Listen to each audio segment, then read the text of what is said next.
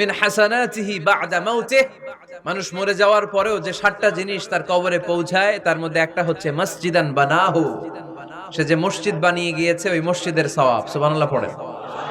আপনি টাকা দিয়ে মসজিদ বানিয়ে দিলেন, ওই মসজিদে মুসল্লিরা নামাজ পড়ে, রোজাদাররা এসে ওখানে ইফতার খায়, তাহাজ্জুদ আদায়কারীরা তাহাজ্জুদ পড়ে, তাদের সওয়াবের কমতি হবে না, কিন্তু তাদের সওয়াবের একটা পার্সেন্টেজ সওয়াব যে ব্যক্তি মসজিদ বানালো তার আমলনামে আল্লাহ ঢুকিয়ে দেয়।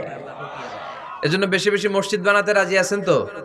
তাহলে মসজিদ আবাদ করার প্রথম মাধ্যম হচ্ছে মসজিদ বানানো। ২ নাম্বার মাধ্যম হচ্ছে মসজিদে যে জামাতে সালাত আদায় করা।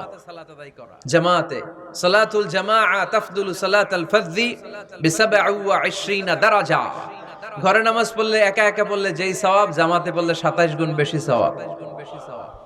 সুবহানাল্লাহ বলতে পারলেন না? হে নামাজি আমার ঘরে নামাজ পড়ো।